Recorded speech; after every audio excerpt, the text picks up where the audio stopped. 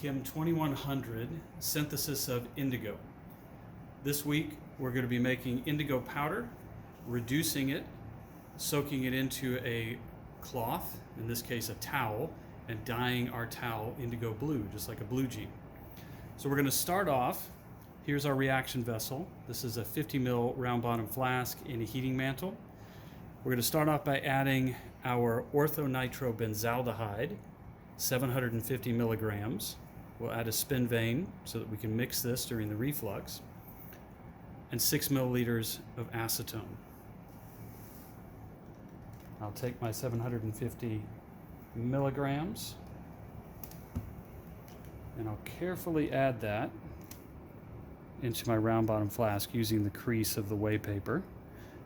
You could also do this with a funnel. So there's my solid. I'll mix it in with, actually what I'm going to do is, if you zoom in there, you can see that I've got a little bit of powder. So I'm going to go grab a pipette and I'm going to pipette in my 6 mils of acetone so that we can get all of that off the neck of the flask before we put our reflux condenser on. Okay, so we'll just use this gently around the edge.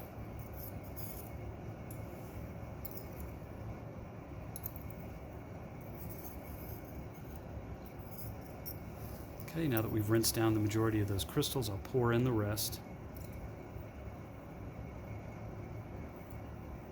And there's our initial solution. Take my spin vane. This is what I'm going to use to stir the reaction mixture. I'll put that in. I'll turn on my stir very gently, just enough to move the liquid. I'm about 400 RPMs right now. That should be fine. I'm going to set a reflux condenser on top of this. So here's our water-cooled reflux condenser. I'll seat that into place, and I've got to make sure that I clamp it so everything's stable.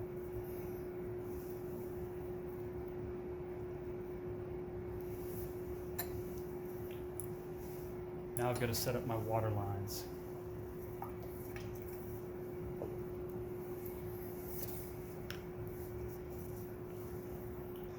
I'll have one tube going to our faucet here. That will be connected, of course, to the bottom of our condenser. We're going to fill this from the bottom up, just like we've done previously. I've got my outlet that'll go to the top, fitting on my condenser. That will travel down into my cup sink.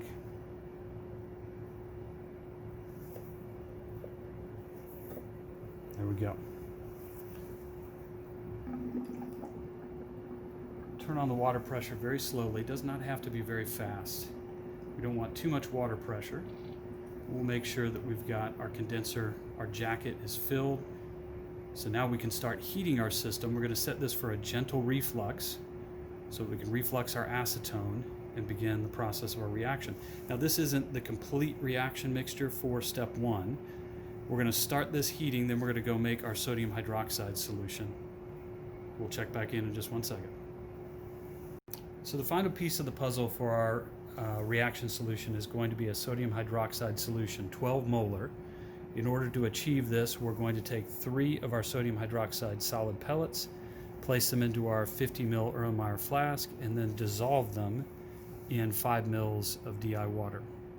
We'll then add that dropwise to the top of our condenser as it refluxes. So let's measure this out. Just need to get 3 pellets, which will be approximately 250 milligrams. So there's 2. And there's our third.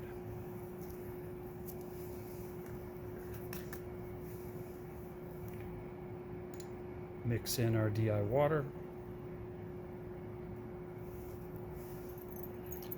And then I'll swirl this until our pellets have completely dissolved.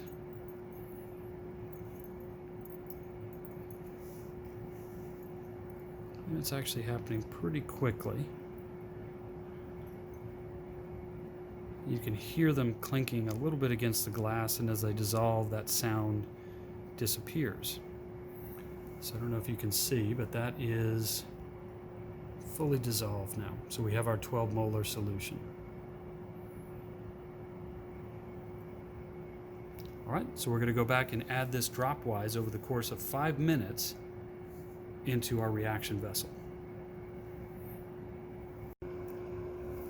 So now that we've made up our sodium hydroxide solution, we check back in on our reaction vessel and we see that we've actually achieved reflux. We can see our droplets recondensing out of the condenser back into the reaction flask. So now it's time to slowly add this new solution into our reaction mixture. So just to give you a point of reference, we've set our heating mantle to 6, and that's giving us a nice gentle reflux for our reaction. So we can make note of that on our data sheet. Now we're going to go ahead and start adding our sodium hydroxide solution over the course of roughly 5 minutes. Now that we've got our reflux started, let's start adding our hydroxide solution, 12 molar, dropwise over the course of 5 minutes. And we're going to do this through the condenser so that we keep our acetone from fuming out.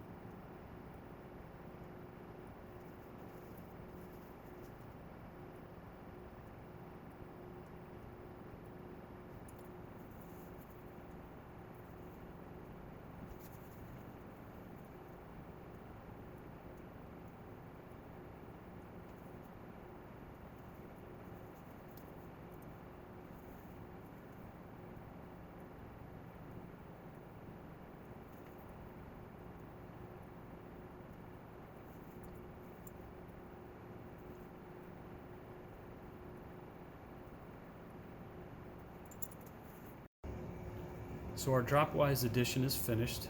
It took us around 6 minutes, so a little bit longer than anticipated. We'll mark that on our data sheet. We see that our solution has turned a dark, what we perceive as a dark blue, maybe difficult to see on the screen right now, but once we go through and finish our reflux and weigh out our powder, we'll see the color a little bit more clearly. So let's go, we're going to let this reflux for about 20 minutes. We'll come back and check on it. In the meantime, let's go over and look at our data sheet. So our data sheet for this reaction, we've got our initial volume of acetone at 6 milliliters, the mass of our orthonitropenthaldehyde, 0.753 grams. Our sodium hydroxide, we did 3 pellets, which amounts to about 250 milligrams of sodium hydroxide. 5 milliliters of water we used to dissolve it, so that gave us a 12 molar solution. And then our dropwise addition time was approximately 6 minutes. Now we're going to get our total reflux time, which is 20 minutes. We'll check back in once the reaction is finished. All right, so we've refluxed for approximately 20 minutes. You can see our dark color of our solution. So now that we've hit that 20-minute mark, it's time to remove the heat. I'm going to go ahead and turn off my variac, but that doesn't remove the heat, right? My heating mantle is still very hot. So then I'm going to remove it from underneath my round bottom. I'll let this continue to stir for a little while, about 5 minutes for it to cool down to room temperature before we add our 10 mils of water. So we've cooled our reaction solution for about 5 minutes. It's approaching room temperature, so it's time now to add 10 mils of DI water. We're going to do this through the reflux condenser here. Just pour that down through the top.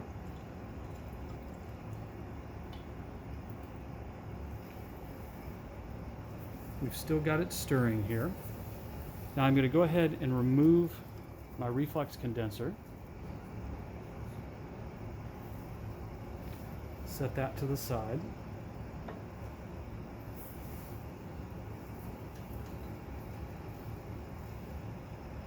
Swirl my solution.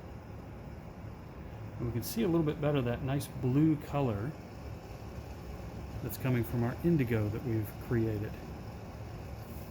I'll set this flask in an ice bath for about 5 minutes to let it cool, and then we'll go through the process of isolating our indigo powder. We'll check back in just a few minutes. All right, so we've finished cooling our solution in the ice bath. So we're ready to go through a filtration process. We removed our spin vane. You can see there's a little bit of our indigo. So on our spin vane, we'll clean that off in just a minute. For now, we're going to set up our suction filtration apparatus. We have our filter flask clamped, a neoprene adapter. We'll go ahead and set up our vacuum hose.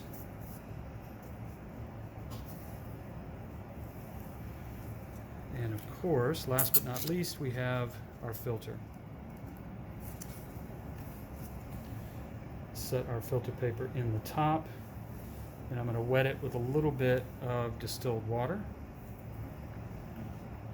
Just because we want to make sure that there's a good seal here. We don't want any of our indigo to slip underneath our filter paper.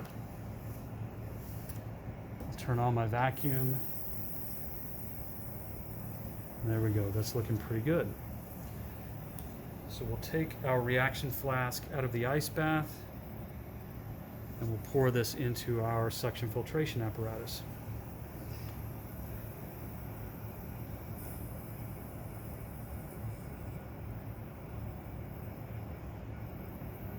And there is our indigo.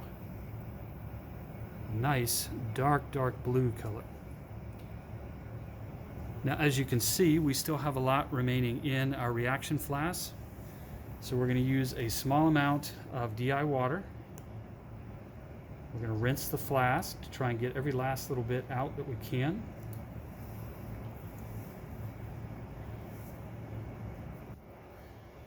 Swirl that around and then pour that into our filter flask as well. Still have a little bit. I'll use the backdrop here. We can still see some of that remaining. What I'm going to do now is I'm going to use a little bit of acetone and we'll do a second rinse.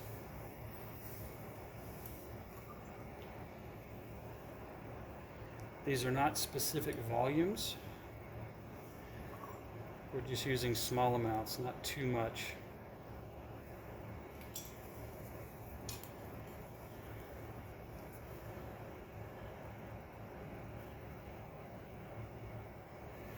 Swirl that around. I've got a spatula here. And bend my tip just a little bit and see if I can't scrape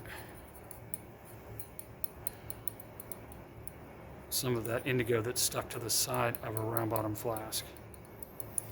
We're not going to be able to get everything, but we'll do our best. Okay, so I think we got quite a bit of that off the side. And we'll go ahead and rinse that through as well. All right, we'll set our flask aside. So this is our indigo. We're going to let air pull through this for a couple of minutes.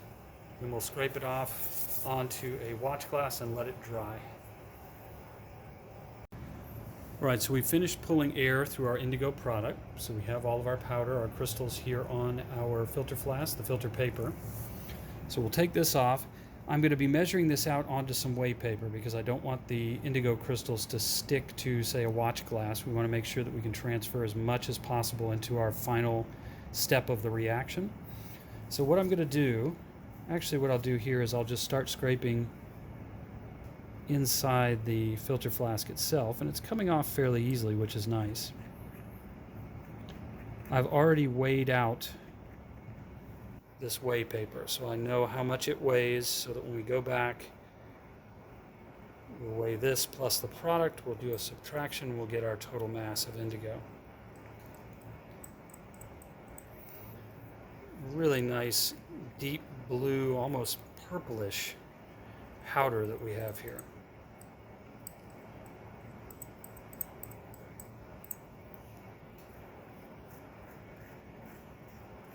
And I'm going to try and get everything that I can off of my filter paper and out of the flask, but there's going to be some that's left behind. That's always the case.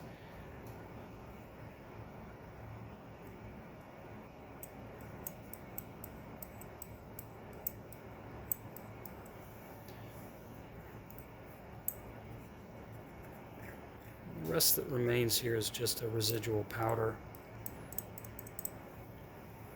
We'll set that aside. Go through and break up these clumps. This is dried fairly nicely. It's not sticking to the paper or the spatula. So there is our indigo powder for the first step of our reaction. We'll take it over and weigh it and get our total weight of product.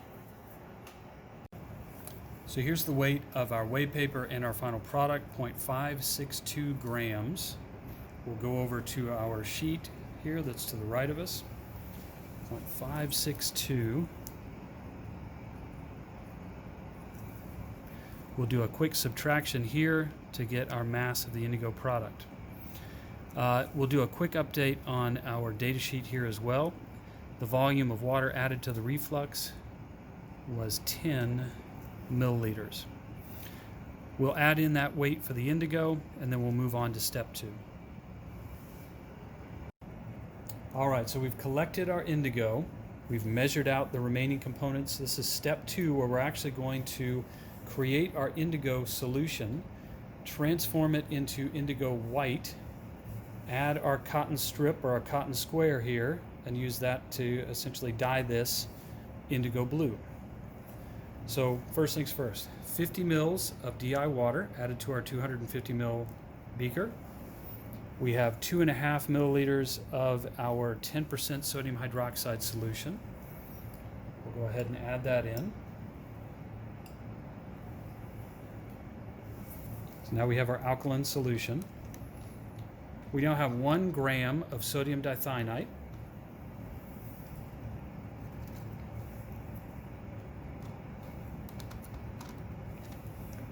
Okay, we add that in. I'm going to swirl it a little bit to get it mixed in.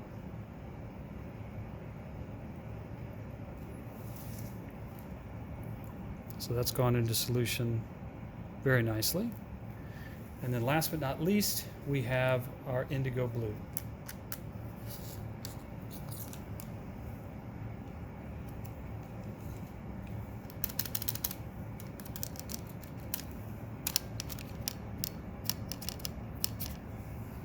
Okay, we're going to swirl this around. I'll try and do this with the other hand here.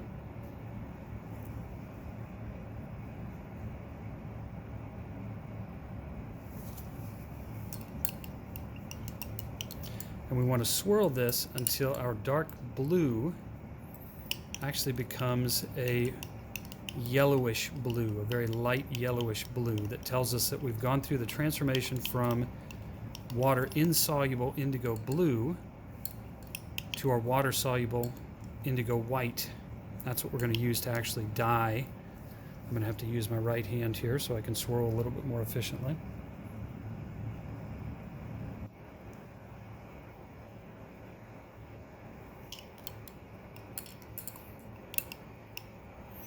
And we're going to aid this process with a little bit of heat. So we've heated up a hot plate to about 60 degrees. We're going to set this on there. We'll then place our cotton strip in and we'll begin the dyeing process. So we've swirled our flask or our beaker a little bit more. You can still see some of the insoluble indigo floating on top, but hopefully underneath you can see our greenish yellow solution of indigo white, and that's what we're looking for this reaction. So we're going to go ahead and set that down. I'm going to take my cotton square. I'm going to dip that into our vessel, into our beaker here. And we'll set this onto the hot plate and let it heat for several minutes.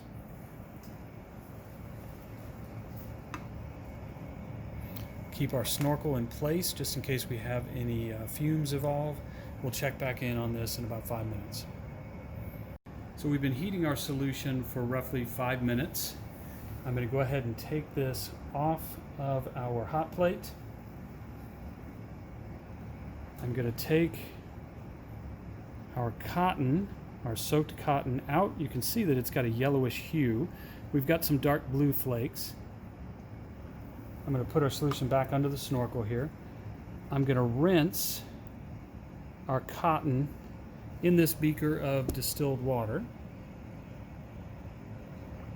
Just want to try and get rid of some of that blue, some of the blue flakes that we see if I can.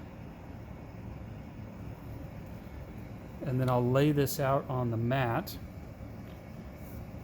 And we're going to wait for this light yellow color of indigo white to oxidize to indigo blue.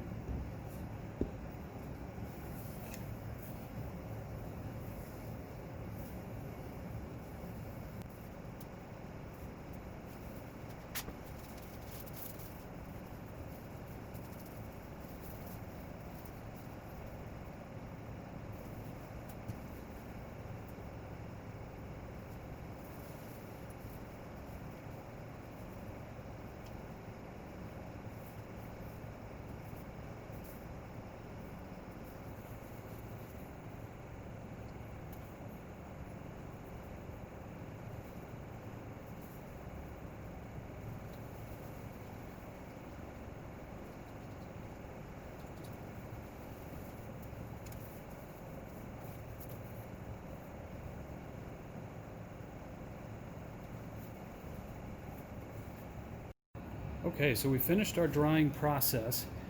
I've cut out a square of our original material just so that we can see the difference, the vast difference that we have before and after dyeing. So we went from a white cotton square to this medium blue, our indigo blue cotton. Let's take a look at our data sheet.